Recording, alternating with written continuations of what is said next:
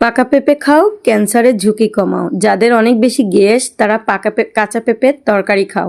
আর যাদের গলায় আলসার জড়িত কোনো প্রকার ঘা হয়ে গেছে তাহলে তারা পাকা পেঁপে নিয়মিত খাও। হ্যালো এভরিওয়ান, আসসালামু আলাইকুম। কেমন আছেন আপনারা? আমি আল্লাহর রহমতে অনেক ভালো আছি। তো আজকে আবারও একটা নতুন ব্লগ নিয়ে চলে আসছি। তো আজকে বলি, এটা হচ্ছে গাছের পাকা পেঁপে। আপনাদের ভাই আমার বাবা পাঠিয়েছে ওনাদের নিজের গাছের পাকা পেঁপে। খেতে অনেক বেশি মিষ্টি, কিন্তু আপনাদের সাথে একটা কথা শেয়ার করি, সেটা হচ্ছে পাকা পেঁপে মজা থাকুক কিংবা না থাকুক, আমি কিন্তু সবসময় পাকা পেঁপে খাই।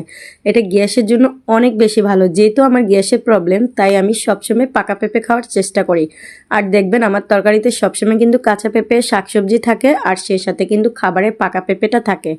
তো আপনাদের যাদের অনেক বেশি গ্যাস তারাও কিন্তু আমার মতো সবসময় পাকা পেঁপে খেতে পারেন।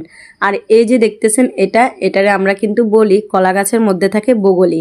তো এই বগলি খেলেও কিন্তু পেটটা অনেক বেশি পরিষ্কার হয়। আপনাদের যারা গ্রাম দেশে থাকেন কিংবা বাজারে এটা অনেক অ্যাভেলেবেল পাওয়া যায়। এটা বগলি, এটা সবসময় আপনারা পাবেন। এটাকে একটু চিংড়ি মাছ দিয়ে ডাল দিয়ে রান্না করলে আরও বেশি মজা।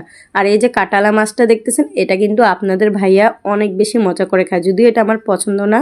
তো এখানে একটা মুরগির আস্ত রোজ দেখতেছেন, এটা কিন্তু হঠাৎ করে বানিয়েছি, যার কারণে এটার কোনো রেসিপি আমি দিতে পারিনি।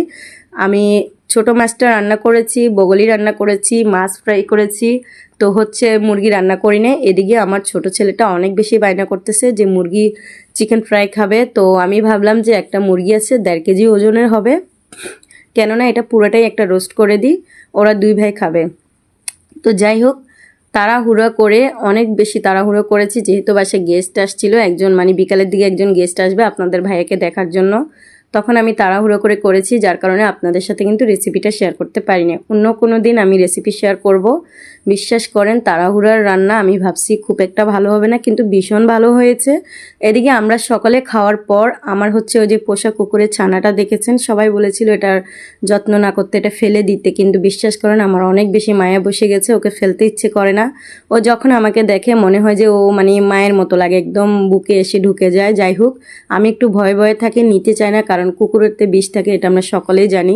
সেজন্য যদি একটা ভ্যাকসিন দিব, আমি আর একটু বড় হলে একটু ভ্যাকসিন দিয়ে দিব।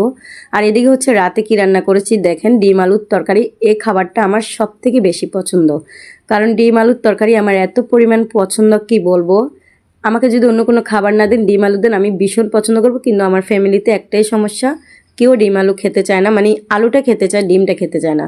সবার কেন জানি না ডিমটা একদম অপছন্দ। মাঝে সাঝে ওদের ইচ্ছে করলে ওরা ডিম আমলেট করে কিংবা সিদ্ধ করে খায়, কিন্তু সবসময় যেহেতু ডিমটা রান্না করা হয় কিংবা ভাজি করা হয়, সেক্ষেত্রে ওরা কিন্তু খেতে চায় না। যাই হোক, আজকে অনেক দিন পর রান্না করেছি, কাঁচা ধনিয়া দিয়েছি, অনেক বেশি মজা হয়েছে। যদি ঝাল দিতাম কালারটা আরেকটু বেশি সুন্দর হতো। তো সকালে ভালো থাকবেন, কোনো প্রকার ভুল ত্রুটি হলে ক্ষমা করে দিবেন, আমার জন্য দোয়া করবেন। 2026 সাল যেন আমার জীবনে